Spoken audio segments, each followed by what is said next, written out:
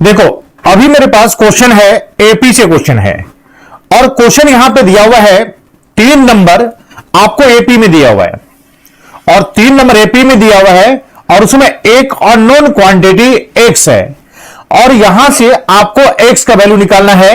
X का value क्या होगा? और ये देखिए, ये जो क्वेश्चन अभी बता रहे हैं बहुत ही पॉपुलर क्वेश्चन है और एक बेहतरीन क्वेश्चन है सीक्वेंस एंड सीरीज से।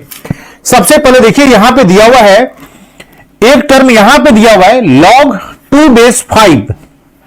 पहले क्वेश्चन को समझिएगा, पहले log 2 बेस 5 दिया हुआ है, फिर यहां पे देखिए क्या दिया हुआ है, यहां पे 2 के पर x प्लस 1 बेस में यहां पर 5 दिया हुआ है और फिर यहां पे क्या दिया हुआ है 2 के पर x प्लस 5/2 और यहां से बेस में कितना दिया हुआ है, बेस में 5 दिया हुआ है। देखिए इस क्वेश्चन के लिए सबसे बड़ी बात क्या है, सबसे प्लस पॉइंट क्या है, यहां पे बेस क्या है, बेस सेम है। यहां पे तो बेस सेम है तो हम लोग सबसे पहला काम क्या करेंगे कि लॉग का नहीं, सबसे पहला काम क्या करेंगे, जो एपी का प्रॉपर्टी है 3 नंबर जब एपी में रहता है, ध्यान से समझिएगा, 3 नंबर जब एपी में रहता है तो हम लोग क्या करते हैं, हम लोग यहां पे 2b बराबर कितना लेते हैं, 2b बराबर a प्लस सी को यहां पे लेते हैं। जब 3 नंबर एपी में रहेगा तो हम लोग किसको लेते हैं, 2b बराबर किसको लेते हैं, a प्लस सी को लेते हैं। तो सबसे पहला काम हम लोग क्या करेंगे, जो एपी का प्रॉपर्टी है, एपी के प्रॉपर्टी का इस्तेमाल कर देंगे। सही है।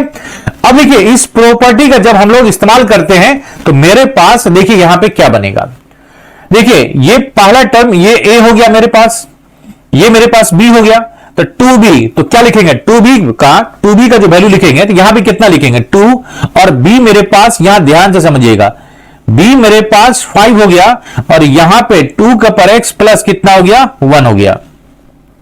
तो यहां पे पहला काम क्या किया 2b लिए हैं और 2b बराबर क्या होना चाहिए a प्लस e और a का वैल्यू यहां पे देखिए कितना मेरे पास, a का वैल्यू मेरे पास यहां पे है log 2 बेस 5 है प्लस c का वैल्यू कितना है, c का वैल्यू log बेस में 5 है और यहां पे 2 टू दी पर x है प्लस कितना है, प्लस कितना है ये 5/2 है। ले लिए। तो सबसे पहला काम क्या किए, जो एपी का 3 नंबर एपी में रहेगा तो उसका प्रॉपर्टी का इस्तेमाल हम लोग सबसे पहले यहां पे कर लिए।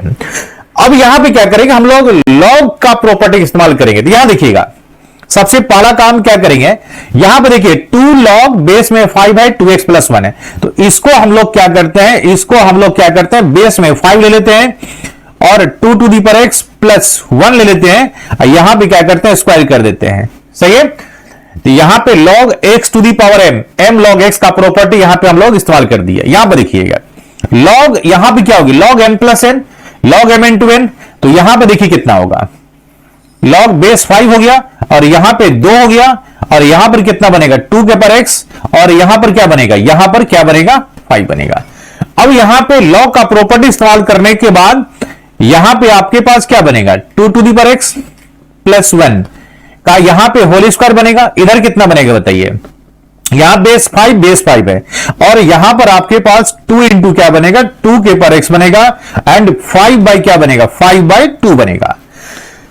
अब इसको सोल्व करेंगे तो आप देखिएगा 2 के पावर x में एक प्योर क्वाड्रेटिक इक्वेशन बन जाएगा और इसको थोड़ा सा अरेंज करने के लिए हम लोग यहां पे क्या करते हैं, यहां पे हम लोग ये जो 2 के पर x है इसको हम लोग क्या करते हैं y ले लेते हैं, 2 के पर x को क्या करते हैं y ले लेते हैं। तो पहले क्या करते हैं हम लोग 2 के पर x को y ले लिए, तो सबसे पहला काम क्या करेंगे y में यहां पे इक्वेशन बना लेंगे। अब y में इक्वेशन बनाएंगे तो y प्लस, देखो y प्लस 1 का क्या बनेगा होल स्क्वायर बनेगा और यहां पर क्या बनेगा 2 इंटू क्या बनेगा 2 इंटू वाई प्लस यहां पर क्या बनेगा 5 बाई क्या बनेगा 2 बनेगा। बना दिए। अब देखिए यहां से अब y प्लस 1 का होल स्क्वायर को हम लोग ब्रेक करेंगे तो कितना मेरे पास बनेगा a स्क्वायर बनेगा, फिर से कितना बनेगा 2ab प्लस b स्क्वायर बनेगा। ये बताओ कितना बनेगा, ये 2y हो गया प्लस यहां पे 2 और 5/2 में मल्टीप्लाई करेंगे तो 1 कितना बनेगा 5 बनेगा और यहां से मेरे पास इक्वेशन क्या बनेगा y स्क्वायर बनेगा। अब देखिए यहां पे ये 2y और यहां पे ये 2y कैंसिल हो गया तो y स्क्वायर का वैल्यू कितना हो गया, y स्क्वायर का वैल्यू 4 बनेगा एंड y का वैल्यू क्या बनेगा प्लस माइनस क्या बनेगा 2 बनेगा। बना दिए। अब देखिए यहां से अब यहां से हम लोग क्या करते हैं एक थोड़ा सा और बस सोल्व कर देते हैं हम लोग। यहां देखिए क्या करते हैं, यहां पे एक बार क्या करते हैं यहां पे एक बार क्या करते हैं, y के वैल्यू को कितना ले लेते हैं, 2 ले लेते हैं। अब यहां पे देखिए y के वैल्यू को 2 लेंगे तो 2 के पावर x, 2 का पावर x का वैल्यू कितना हो गया, 2, यानी कि 1 हो गया। यानी कि यहां से x का वैल्यू कितना मिल गया, x का वैल्यू कितना मिल गया, 1 मिल गया। सही है, x का वैल्यू कितना ले लिए, 1 को ले लिए। अब यहां पे यदि y के वैल्यू को क्या लेते हैं, y के वैल्यू को कितना लेते हैं, -2 ले लेते हैं। y के वैल्यू को क्या ले लेते हैं, -2। तो मेरे पास यहां पे 2 के पावर x का वैल्यू कितना बनेगा, -2 बनेगा। अब यहां पे देखिएगा, यहां पे क्या है आपके पास, 2 है और यहां पर कितना है, -2 है। तो यहां से क्या होगा, x का कोई भी वैल्यू नहीं निकलेगा। तो फाइनली x का वैल्यू आपका क्या होगा, ये तो यहां से होगा नहीं, इसलिए फाइनली आपके पास x का वैल्यू कितना हो गया, 1 आ गया। x का वैल्यू कितना आ गया, 1 आ गया।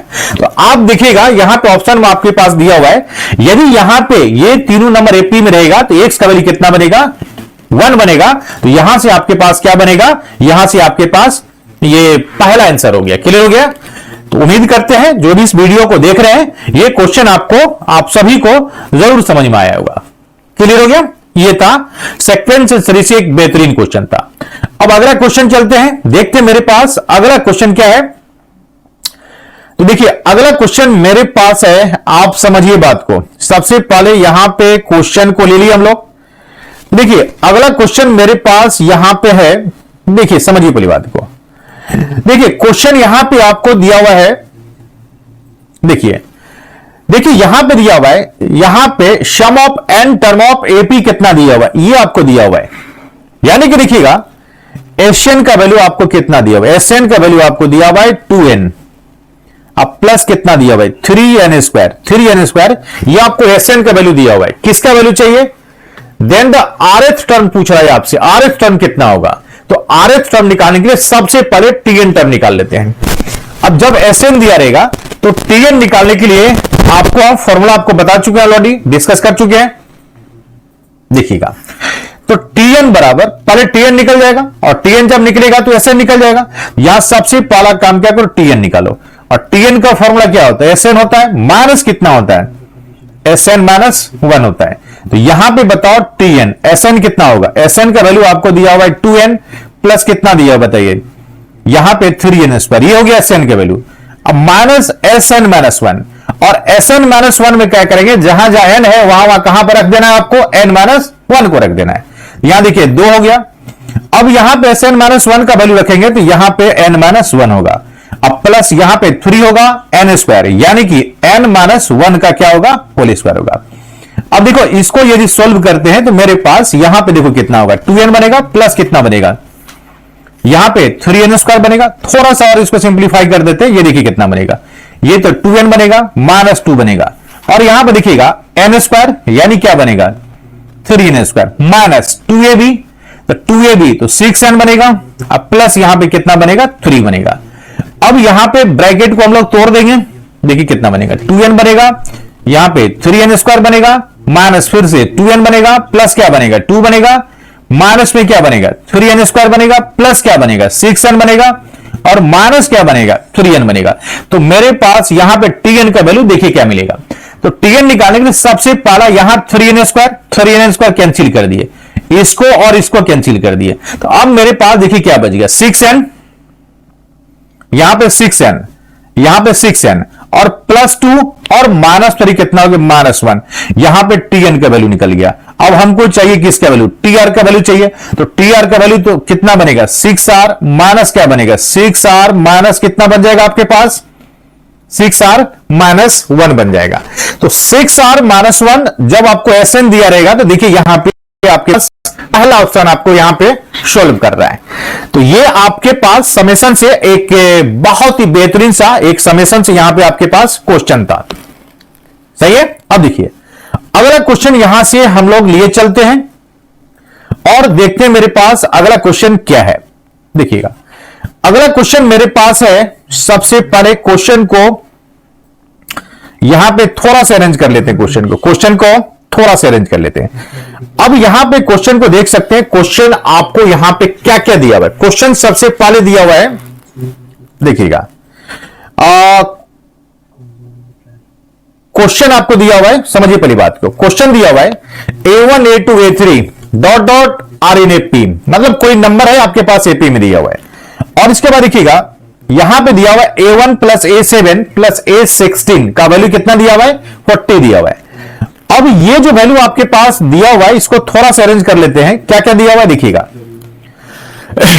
40 दिया हुआ है। तो यहां देखिए आपको यहां पे दिया हुआ है A1 प्लस कितना दिया हुआ है A7 प्लस किसका दिया हुआ है A16 का वैल्यू कितना दिया हुआ है 40 यहां पे दिया हुआ है। तो एक इक्वेशन यहां से आपको बन सकता है, बड़े ही आसानी से बन सकता है। देखिए A1 का मतलब फर्स्ट टर्म ये हो गया, सही है ए हो गया, या नहीं तो A1 तो आपको दिया हुआ A1 कितना हो गया, A1 हो गया आपके पास।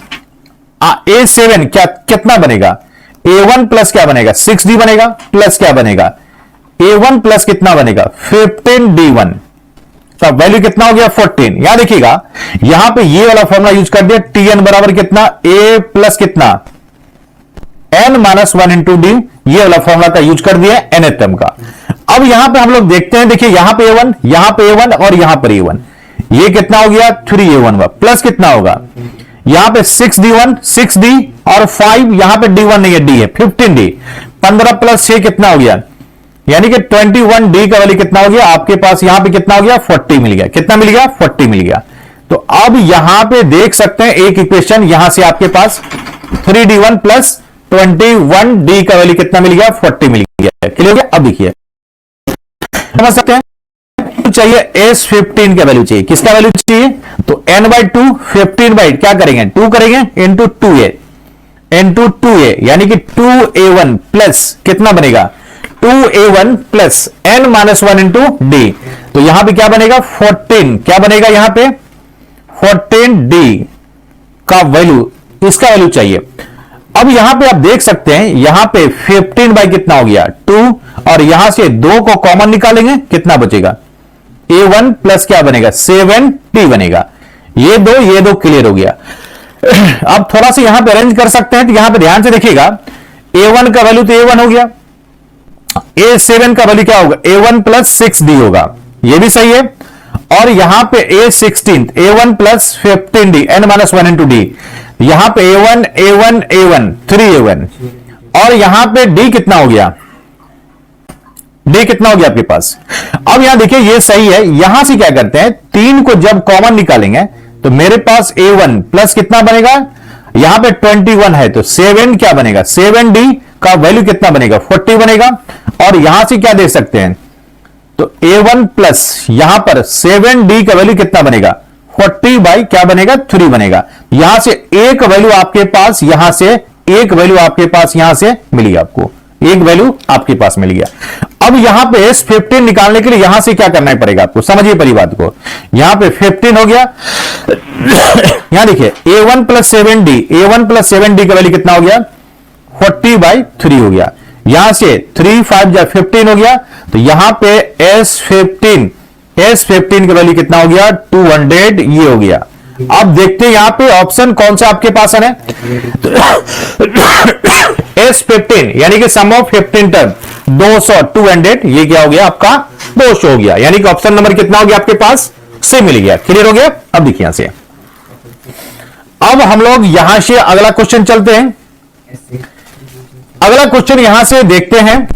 अगला क्वेश्चन मेरे पास क्या है, अब देखिए अगला क्वेश्चन को सबसे पहले ध्यान से पहले क्वेश्चन को पढ़ते हैं और क्वेश्चन को समझते हैं, इसके बाद क्वेश्चन को हम लोग सोल्व करेंगे। देखिए क्वेश्चन क्या करें कि 9th टर्म यानी कि यहां पे T9 का वैल्यू कितना दिया हुआ है 0, 9th टर्म ऑफ AP कितना दिया हुआ है 0 दिया हुआ है, सही है। अब देखिए जब 9th टर्म ऑफ AP 0 दिया हुआ है आपके पास, 9th टर्म ऑफ AP कितना दिया हुआ है 0, यानी कि यहां पे आपके किसका वैल्यू दिया हुआ है, यानी कि A प्लस 8D का वैल्यू 0, यहां से A को D में कन्वर्ट कर सकते हैं। A का वैल्यू कितना हो गया मेरे पास -8D, और यदि A को रिप्लेस करना होगा D में, तो इस इक्वेशन से हम लोग A को D में D को A में रिप्लेस कर सकते हैं। किसका वैल्यू चाहिए देखिएगा, रेशियो ऑफ 29th टर्म और 29वां टर्म और 19वां टर्म का रेशियो चाहिए, तो यानी कि यहां पे क्या चाहिए बताइए T29 और यहां पे कितना चाहिए बताइए T29 और यहां पे कितना चाहिए T19, देखिए ये कितना बनेगा, a प्लस 28d बनेगा, n माइनस 1 इंटू डी, और ये क्या बनेगा बताइए, a प्लस 18d बनेगा। सही है, a का वैल्यू को क्या रख देते हैं, माइनस 8d रख देते हैं, और यहां पे a माइनस 8d प्लस कितना हो गया 28d हो गया, और यहां से क्या रखेंगे माइनस 8d प्लस कितना रखेंगे 18d रखेंगे, रख दिए। अब यहां देखिएगा 28 में से 8 जाएगा 20d, कोई भी बता सकते हैं 20d, और यहां पे 18 में से 8 जाएगा, यहां पे 10d, 10 से 10 कैंसिल हो गया, आपके पास कितना हो गया 20/10 हो गया, यानी कि आपके पास t29/t कितना 19, कितना हो गया 2/1, यानी कि t29 और 19 का रेशियो जो होगा 2/1, यानी कि 2:2, ऐसे भी लिख सकते हैं इसको, t29 और रेशियो कितना t19 कितना हो गया 2:2, कितना आ गया 1, यानी कि 2:1 यहां पे देखिएगा, ये वाला ऑप्शन आपका आंसर हो जाएगा। सही है, तो ये वाला आंसर आपका आंसर होगा। तो अब इसके बाद हम लोग चलते हैं नेक्स्ट क्वेश्चन, चलते हैं देखते हैं क्या है। देखिए अगला क्वेश्चन दिया हुआ है, देखिए सारे के सारे बेहतरीन क्वेश्चन है, आप क्वेश्चन को समझ सकते हैं। यहां देखिए क्वेश्चन आपके पास यहां पे दिया हुआ है, देखिए क्या correct a1 a2 a3 dot dot are in AP में दिया हुआ है, और यहां पे देखिए क्या दिया हुआ a1 plus a5 plus a10 plus a15 plus a20 plus a24 का वैल्यू कितना दिया हुआ है 225, ये आपको दिया हुआ है। तो वैल्यू किसका चाहिए a1 plus a2 plus a3 a24 तक का वैल्यू चाहिए। सही है, देखिए कैसे बनाएंगे।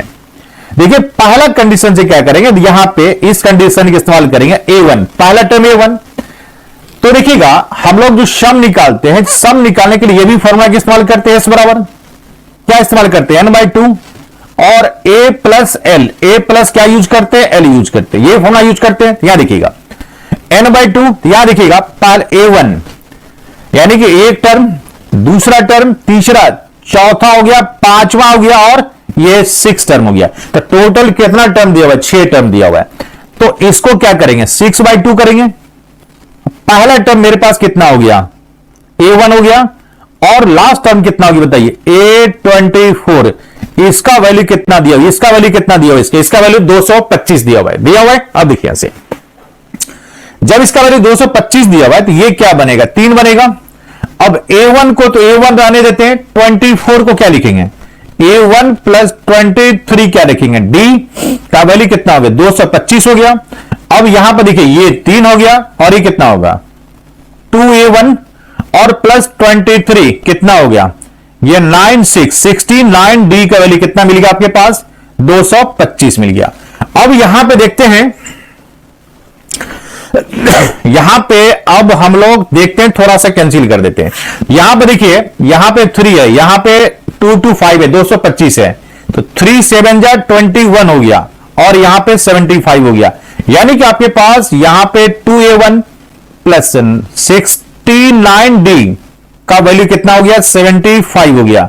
तो इसको यहां पे हम लोग यहां पे लिख दिए। सही है, अब देखिए वैल्यू किसका चाहिए, वैल्यू किसका चाहिए, अब यहां पे देखिएगा वैल्यू किसका चाहिए a1 का वैल्यू चाहिए, प्लस किसका वैल्यू चाहिए a2 का वैल्यू चाहिए, a3 का वैल्यू चाहिए, लास्ट में कितना टर्म है बताइए a24 चाहिए।